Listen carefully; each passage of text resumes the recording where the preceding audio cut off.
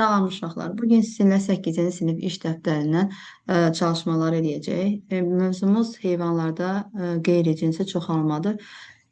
Birinci sualda deyir, şəkilə diqqətlə bax və suallara cavab ver. A-da deyir, şəkildə hansı proses təsvir olunur? Şəkilə baxsaq, biz görürük ki, birincində hidradır. Hidranın iki yerə bölünüblər və hər hissəsindən yeni bir hidra inkişaf edib. Baxın, eyni vəziyyət Planaridə və dəniz ulduzunda da eyni vəziyyətdir. Deməli, hansı proses fraqmentasiya, biz deyirik qeyri-cinsi çoxalma fraqmentasiya yolu ilə baş verə bilir. Fraqmentasiya. Sonra şəkildə hansı heyvanlar təsvir edilib? Birincində A-da hidradır. Hidra. B-də planari, ağ planari. C-də isə dəniz ulduzu. Dərs tikan. Qeyd olunan proses daha hansı heyvanlarda rast gəlinir? Daha hansı heyvanlarda rast gəlinir? Çox qıllı qurdlarda rast gəlinirdi. Bunlara da aiddir neridlə. Nerid bir də qumburdur.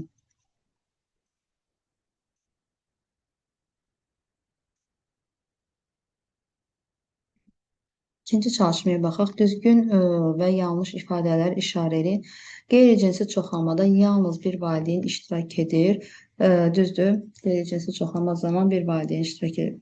Heyvanlardan söhbət gedir. Bitkilərdə isə vegetativ çoxalmada istisna var. Bu mövzumuz heyvanlara aid olduğu üçün heyvanlara görə düz götürün.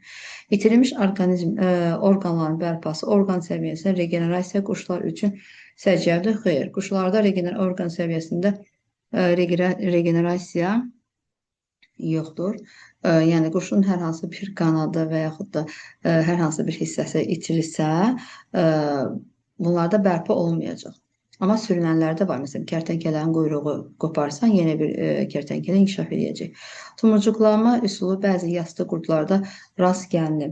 Yastı qurdlarda rast gəlinir, uşaqlar düzdür bu da. Bu fikirdə tumurcuqlanma parazit yastı qurdlarda, məsələn, exinokokda var, parazitdə. Parazit yastı qurdlardan. Qeyri-cinsi çoxalma zamanı alınan nəsil ana fərdə tam oxşar olur. Qeyri-cinsi çoxalma zamanı alınan nəsil bir fərddən, ana fərddən yaranır və ana fərdin eyni oxşarı olurlar.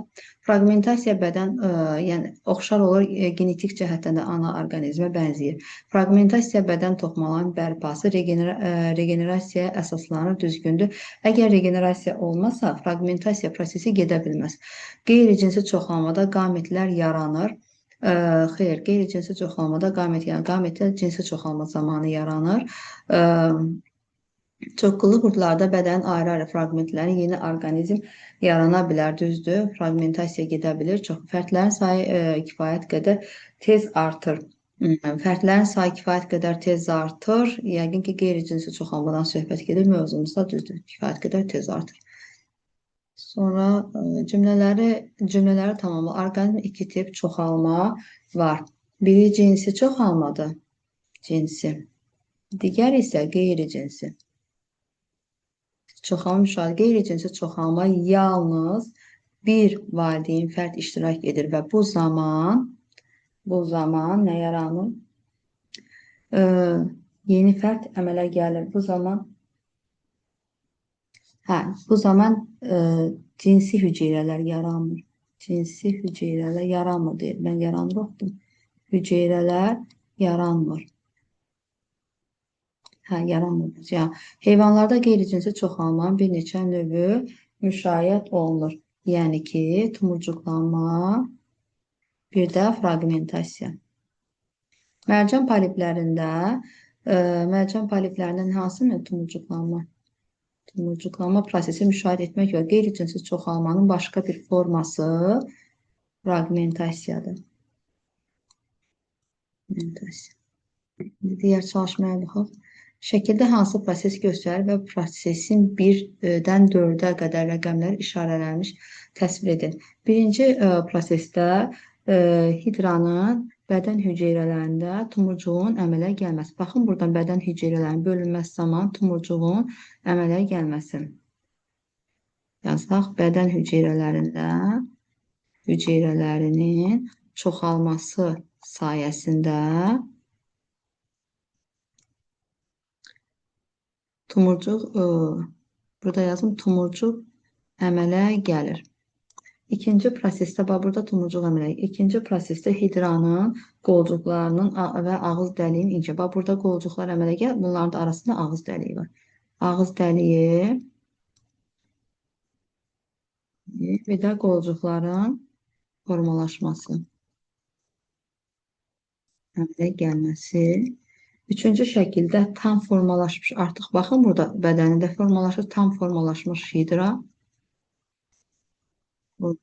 formalaşmış hidra. Dördüncü şəkildə artıq müstəqil hidra, yəni tam müstəqil hidra. Beşinci çalışmaya baxaq. Qeyri-cinsi çoxalmanın müsbət və mənfi xüsusiyyətləri. İlk olaraq müsbət xüsusiyyətlərini sayaq. Müsbət xüsusiyyəti odur ki, bir valideyn fərd iştirak edir. Yəni ehtiyac yoxdur başqa bir fərdin iştirak etməyinə. Valideyn iştirak edir. Sonra qısa zaman ərzində baş verir və tez çoxala bilirlər. Qısa zaman baş verir və bu zaman enerji tələb eləmir. Yəni etmir.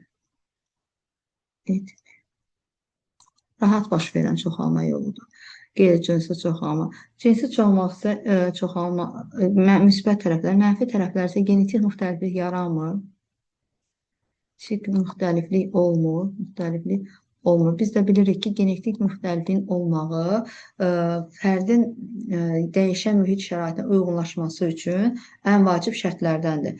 Anadan və atadan yeni genlər alır fərd. Amma burada bircə yalnız ananın genindən, bir valideyn fərdin genindən istifadə olur. Sonra dəyişən mühit şəraitinə uyğunlaşmır, çünki genetik müxtəlifliyi yoxdur. Mühitə uyğunlaşmır.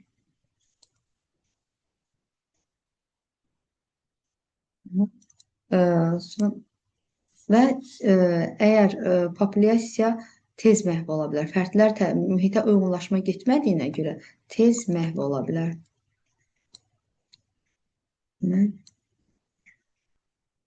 Mühitə uyğunlaşma getmədiyinə görə.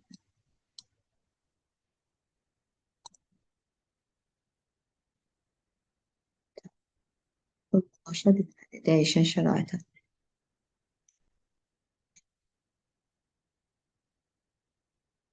Ötədə yazım dəyişən şəraitə.